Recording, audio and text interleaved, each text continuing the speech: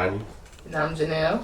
And welcome to Mama and Me, our sportscast, where we take the topics we usually debate inside of our home onto our own sportscast. All right, let's start. We missed the Sweet 16, the Elite 8, and now we got the Final 4 tomorrow. So let's get cracking. Let's do a recap. What busted your bracket? Who busted your bracket? Arkansas busted my bracket. I didn't think, or at least for the men's, I didn't think Arkansas was going to make it as far as they did. Them upsetting St. John's really did it for me. Okay, for me it was definitely Creighton and Michigan. Or should I say Purdue? Let me check my notes. Nevertheless, Creighton definitely upset my bracket. Purdue was, they played, who they played? High Point. High Point. And I have faith in High Point. You know, I wanted High Point to be the underdog and at least get to the Sweet 16. So that's why I had them in my bracket beating Purdue. But Purdue showed out. They made it to the Sweet 16 and the Elite, right? Mm-hmm. So they made it further than I thought they was going to do. I didn't see enough consistency in Purdue, but they proved me wrong. Who busted your bracket for the women's? And then on the women's side, TCU busted my bracket, and then... Really? You didn't have TCU moving up? No. And then...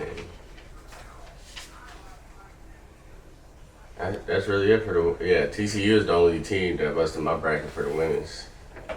Well, for me, I had not picked Maryland. Maryland definitely busted my bracket to be out to even make it to the Sweet 16. So they made it way further than that. So with that happening, that definitely busted my bracket and caused me a little bit of upset for my bracket. So, but here we are at the Final Four.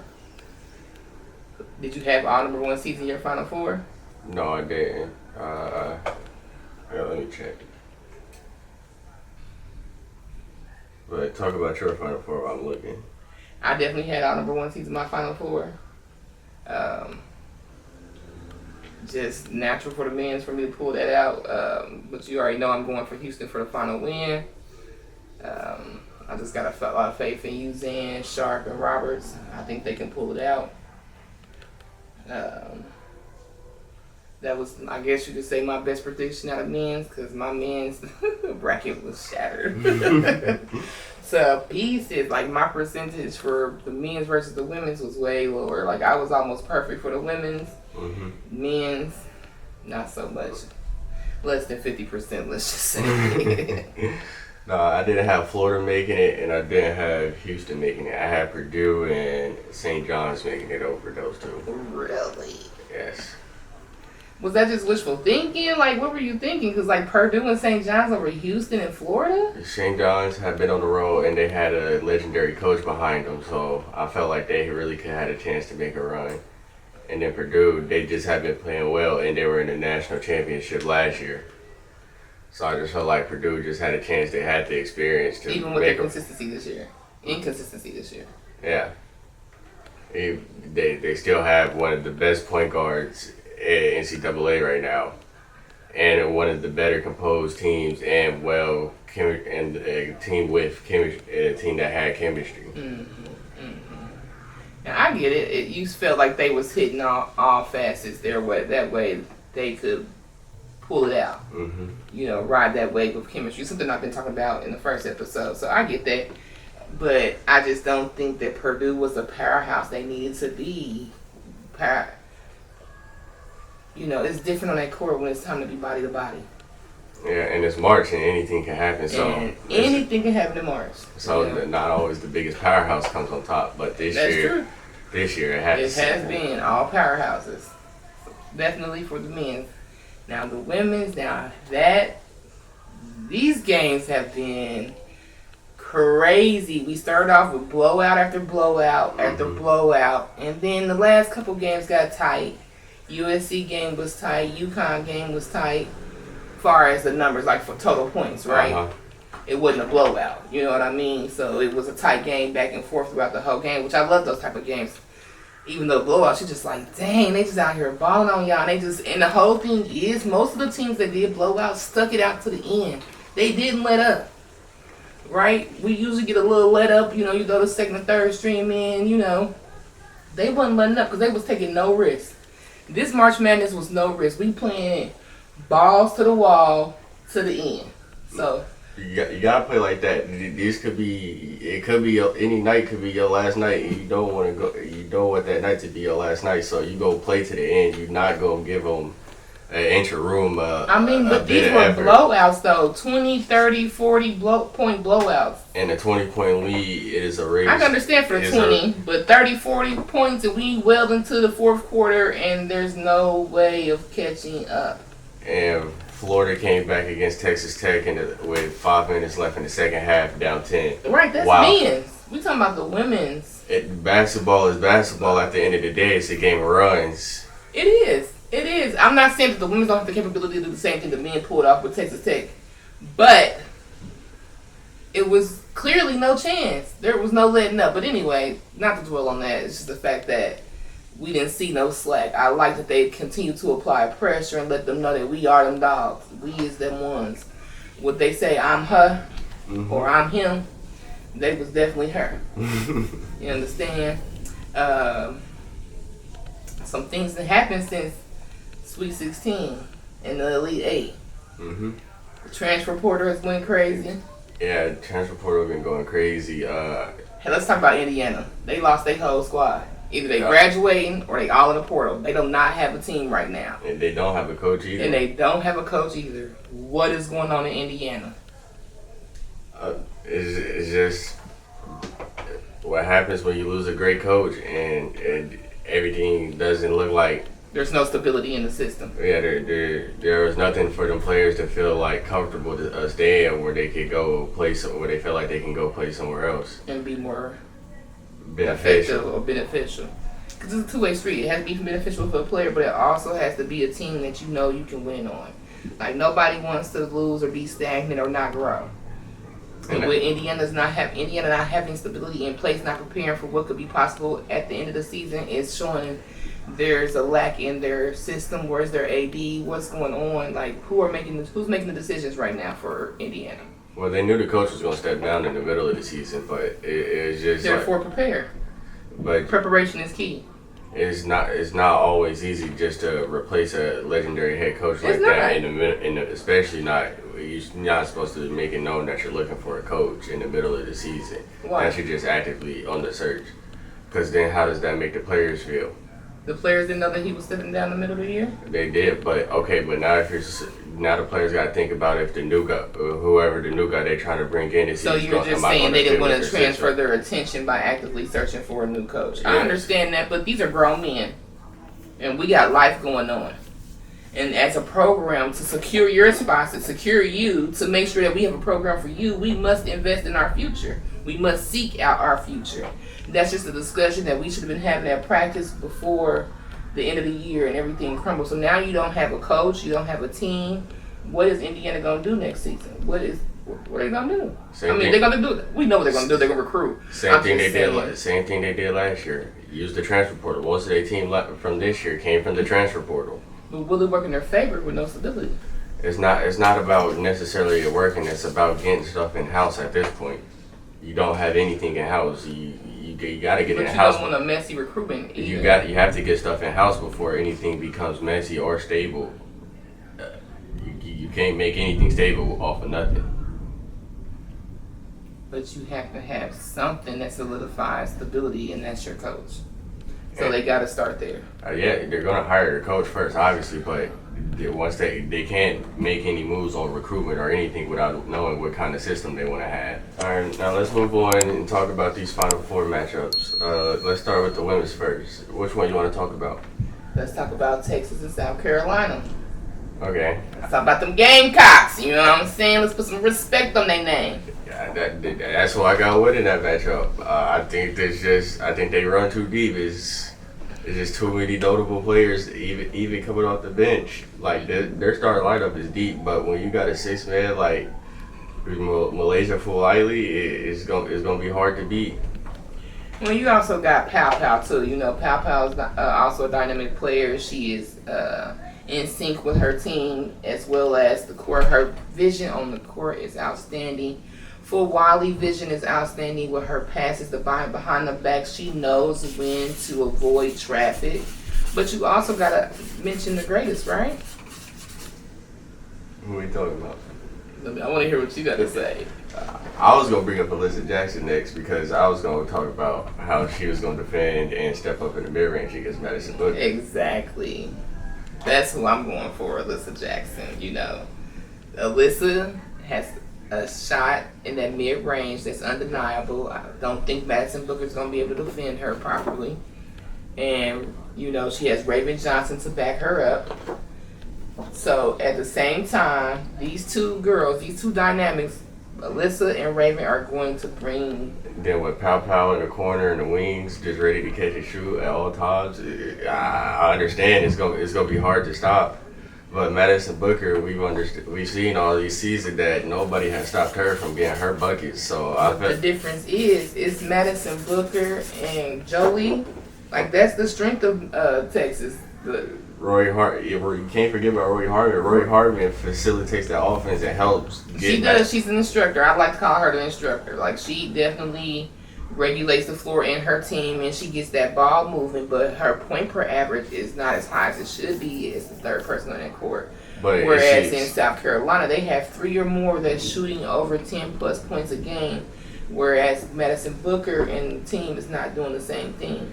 Because that offense flows through Madison Booker, like they give Madison Booker a lot of open space to work on her own. That's why I think it's gonna be very good to see how South Carolina plays the help defense and the rotations on this, because Madison Booker likes a lot of ISOs, and if they let her get high, it could be a she can play dominant. She's dominant. She reminds of Juju, but I think that the biggest thing that Juju had, she had another dynamic player that was scoring at least half of what she was scoring or more. And Madison Booker only has it in one player. She needs 2 or more players to produce those type of points. Roy Harmon is not producing that many points. It is only Shea Holly that's producing that many points. But they might not produce points, but Texas has a team that goes deep into rotations that allows them they may not even total 10 for a game, but they might have 6 or 8 players that have 6 and 8 points. You're absolutely right. They do. That just add up. They do add up. And when Madison Booker has her 20 plus points to put on top of it, it all ends well. They made it to the Final Four. They did. With this strategy, I can see them keep going. But they did make it to the Final Four. But do you really think they're gonna get past the Gamecocks? Let's be honest. I don't think nobody's getting past the Gamecocks. You know I didn't. That's my win that's my call. That's my prediction for the Final Four, that the Gamecocks is gonna win it all. I think the game win it all. I don't know. The tear Paige Beckers has been on for UConn. I think they might win it all. But so you already calling that UConn gonna be UCLA? Yes, and then I agree. I love Betts. I love them. I love her. I just don't think that they have the heart that Paige Beckers and them have on their team. Chin is not going down easily. She's dynamic. She's a force on the court. My biggest thing about Chin, she is clutch. Mm-hmm. She is clutch, and she's a great guard. Yeah, and then they know how to slow the game down and get the pace to how they want to play with how many possessions they use with post entry to Lauren Betts and things of that nature. They don't usually, like when they have to run in transition, they're a good team running in transition and playing transition defense, but they usually like to slow it down and get the ball into post and work their offense that way with UCLA. But with UConn, I just feel like UConn's defense, their rotations and what they do on, like, they're just one of the best defensive teams right now. And then it's gonna be so with UConn though, it ain't just Paige Beckers. You got Sarah Strong, and Sarah Strong has been wonderful, pleasant to see in the tournament. She has not had high percentage point games for a couple of the tournament games, but she came in on defense. She came in on offensive rebounds, so she came in another factor. And because she stepped up there, it really helped Paige soar those games with 40 plus games, with 2 steals, with 2 blocks, or you know what I'm saying. Let's not even list how many assists she had. Yeah. Paige is playing like she's ready for the pros. And y'all better get ready, WNBA, because she's gonna be a force to be reckoned with. Yeah, it's not just Sarah Strong too. The rest of her team is helping her because like if they not own and it allows other teams to like double and triple page. Yeah. But that's not the case with UConn. UConn, you have to play them true to themselves because any of them could get hot at any moment. At any moment. They got a great 3-point shooter in Shin.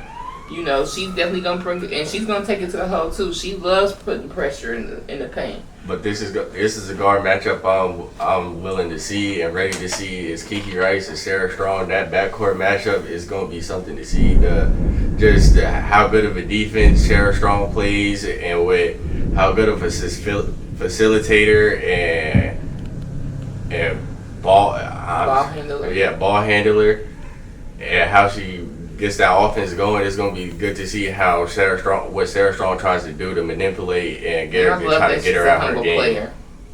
She's not a high celebratory player. When she gets the job done, she just turns around and immediately goes back to what she's supposed to do. She makes sure she focuses at all times. And I'm sorry, brain fart. She focuses all the time, like laser focus on that court, like. Yeah, I got that point, but I'm back on the defense. Let's go. She's ready to go on the other end. So many people celebrate so much and they get backed up. Or they complain to the ref. So I love the fact that she's always laser focused on the court. But we got to move to the men's. All right, first matchup. First matchup of the night is Florida and Auburn. I'm going to take Florida in that matchup. With the things Walter Clayton Jr. has been doing in this tournament, it's gonna be hard to stop him. He's been undeniable. He's been undeniable. And then it just looks like every night he goes out on that court, the coach doesn't care what shot he takes. He just has the automatic green light to pull whatever he wants. That's called confidence in your player. Because to think back on that Texas Tech game, to catch the offensive rebound and just run out, pull a three, top of the key, turn around. It was beautiful. Different type of confidence. Different type of confidence. It's professional level of confidence to me. You know, when you can pull that off and your coach, your guidance, your leader has that confidence. He's giving you the green light. That's a whole nother level of confidence. Like, he trusts me. I got this. So let me show the world that I got this. And that's how he playing in Florida. That's how I just love it. Like, Florida ball is different. So I see. Sounds like you're taking Florida too. Absolutely, go Gators. Absolutely. Sorry, Auburn. Yeah, I mean with Johnny Broome and Auburn, the way they've been playing, it's been hard to stop Johnny Broome. I think it's gonna be a good game. It's been hard to stop Johnny Broome all tournament. It is. 20 points, at least 8 rebounds a game. Mm-hmm. In each of these tournament games, he's definitely had his way. You can see the connection he got with his coach. His coach got 100% trust in him. But I just feel like Florida has that upper hand with like an X factor, with the X factor and Walter Clayton just being able to bring his team back at any shot as a moment at any point in the game. And it's also the support of his team, right? Mm-hmm. Like his third, fourth, fifth man is out there making sure that they find him, make sure that he's open, draw the defense away. They're doing their job as well. So it all plays a part in the fact that everyone on that court has that much trust in him, speaks volumes, and I think that's going to fuel him to be Auburn. So that seems so that okay. So there you go. You got Florida in the final two. And let's talk Duke and Houston. Now you know. This is the matchup to see. This is going to be the game of the night. I feel like this might be the national championship before the national championship. Really? Okay. Well, let's go because you know I got Houston. I got Duke. You know, Cougar Flag. Duke hasn't lost a game since February 8th. It's not just about Cooper Flag. Duke has been on the road. They have been playing phenomenal defense. Even in this last game against who did they play against Alabama? Mm-hmm. Cooper Flag didn't have the best first half, but yet they walked in that locker room with a 10-point lead. Cooper Flag only hit like 2 shots going into that first half. And in that game, the Cooper Flag, he wasn't there in the first half point wise, but he stepped up in other ways. And that's why his other men were able to be able to come up and step up for him. But that's all good, but he wasn't playing Houston. But that goes. Houston gonna take advantage of that flaw. Houston gonna take advantage of you being down like that. Houston is not gonna stop. Houston is going to be consistent the whole time. You have Mr. Consistent playing for Houston, and that's Sharp. You're not taking Sharp out. His 3-point percentage is going to dominate the whole game. And every game that he's played in March Madness, his 3-point percentage has went up. His consistency has went up. His field goals per game has went up. He has improved every game. So I'll guarantee you this game, he's going to improve even more. He's going to be even more dynamic, and he's going to bring the pain. Yeah. That's just for Sharp. We're not talking about Roberts, and we're not talking about Duke. But if you go back to Duke, I'm not letting you talk because they're not going to win. Duke is not going to win. If you go to Duke, Duke, have to deal with you, Zen. Who can? Let me tell you, I heard a commentator say it. I don't know your name, but I'm still in it because I believe it. And then you got Roberts. Roberts out there, oh dog, what you gonna do with Jawan? It don't matter. You gotta stop Duke first. And Duke's main thing is they've been a great defensive team this whole tournament. Maluch just holding down the paint. Jerron Wybers ain't gonna know what to do with that 7-foot African man in the paint. Hold Knopel out on the 3-pointer. Proctor on the 3-pointer. You talk about Sharp. Those are Proctor and Knopel are two more deadly shooters than Sharp is. And then you got Cooper Flagg, who leads the team in every statistical category. But where you can get beat at for Duke is that you're going to have somebody crashing the boards like no other, and you know Roberts is going to be crashing the boards on offense and defense. Maluch better watch out. And Flagg crashing the boards like no other. We'll bring it because I'm telling you. And they push the praise. Roberts got the dog in him. I don't think Maluch do. I'm sorry. He'll be a little soft in the paint. And they push the pace in transition. Maluch has been available and when needed and in the right spaces for each time in but this game. But he hasn't had the defense of Houston on him. And Roberts is going to bring it to him in the paint. Roberts is not going to allow himself to be dominated in that paint. That's his area. That's his spot. That's where he's going to show force. Duke has been deniable for a month and a half straight. Knopel, Tyrese Proctor shooting 40% from the 3. Cooper Flagg is shooting 40% from the field. But my thing with those two, they have not improved per game. They have had one game on, one game off, one game on, one game off throughout the whole tournament. Because they don't have any consistency. So I'm telling you right now, just keep the field right now that Houston is going to win. That is the thing with Duke. Anybody can have a night. And we've seen anybody can have a night. No, anybody's not having a night. And we've seen that everybody need to have a night at the same time, and we're not doing that. They blew out the 2 seed by 20 points. I think everybody had a night that game. 20 points. 20 points. This is Houston. You're gonna need way more than 20 points tonight on Saturday night. Sorry. We'll see. It's gonna be the game to play. We'll see. So, okay. So let's make a bet. We'll see. If Houston win, I get 20 points. 20 push-ups. Okay. On camera. Okay. And if you win, 25 jumping jacks. Okay. Bet. So next thing that we got coming up is our upcoming shows. We definitely love that we was able to highlight March Madness, but we are a sportscast, so we want to let y'all know that we will be doing shows about the NFL draft, track and field, and also the NBA playoffs. And then while we're still here, we want to bring up the little bit of craziness that's going on with this transfer portal. With Notre Dame's upset and loss in this tournament, Olivia Miles actually decided not to go to the WNBA draft, where she was projected as the number 2 pick, but she decided to enter the transfer portal instead. With a no call, no text, don't hit my line clause from any school. So, with that being said, she's making a pure decision on her own. And where do you think she'll end up? Whew. Now that I was not prepared for. Oh. I got a school. Bye-bye. Well, let me hear what you got to say. Maybe I can jump up something.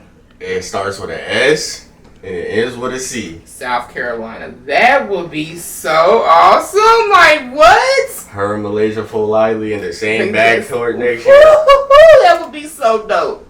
That would be so dope. Like, I would be so excited to see that. Okay, you would see me out there like Plies. Do you hear me? I would be, man, I would be elated if that happened. That would be a great team for her to go to. But what's the plan B? I would say maybe LSU? Nah, Nah, that's just not. I don't think that's just her like vibe. Her. You don't think that's her jam? I don't think that's her. I feel like I don't. I don't feel like her game would translate and help LSU as good as it would help as South Carolina. But South Carolina has so many weapons. What does she fit in? Because Would it be a toggle of? she would fit in because she's the best off ball shooter in women's basketball right now. She's the best catch and shoot shooter in women's Yes, she is the basketball best right now. transitional shooter. So even if she doesn't get to play her traditional point guard, she could play the two and run in space and run in transition to that short corner, short wing and pull up. I feel like she fits more of a South Carolina offense than an LSU really. I think the coaching styles also play a part. I think that, you know what I'm saying, Staley is more of a calm coach, more of a, you know, speak to you as a woman type coach, whereas LSU's coach, I can't get her name out, will Kim Mulkey. it's not even about Kim Mulkey. I think she's more of a high energy, high impact type of coach. She's going to be, what you call it, not flamboyant, but character. You know, she's more of a character type coach. So she's more out there. She's more dynamic when she's coaching. She's more Characteristic. yeah. She's going to show more emotions. show more emotion. Yeah, more emotional coach. Whereas, you know, Dawn giving you that straight face. She emotional, but she more straightforward, more direct. Like, more direct, more. And not saying that Mulkey's not, but I just think that she has more of a it's just outburst type of coaching. I don't want to just say yelling because I don't think it's that, because she means something behind what she's saying. She's not just saying something for no reason, but it's just it's about the style of coaching, right? She's more of a shouter, and I don't think Dawn is much of a shouter. And coming from Notre Dame, that's the kind of format she comes from. So you're right. I think she probably would fit better the mold in South Carolina. And then you said it was somebody else you heard about. Yeah, before this episode, I had to take a little bathroom break, and while I was in the bathroom, I see Jada Williams transferred to Iowa State. Really? So she already made her decision. Yeah, Jada Williams, former 5-star, class of 2023. Ivy Crooks, class of 2023. Felt like they had that connection there, maybe trained with each other a couple times, and helped her. And that's what helped Audie say that she was staying at Iowa State too, that she knew she had help on the way. That will help you stay. That will make you get comfortable. Maybe they can dig in together over summer and really develop a dynamic team next year and be more in sync with each other. They could be something being a powerhouse next year, possibly. And not just be so one-dimensional like how they were this year. So guys, if there's any sport that you want us to cover that you think we haven't covered, reach out to us, hit a comment, like, share, and subscribe. Let us know. We're willing to go to any sport. We love all sports, so we would definitely dive into it if you think we're missing something or something that's trending that you want us to talk about. Like, share, and subscribe. Thank you guys for watching. See you next time. I say, that's all I got. See you next time. See you next time.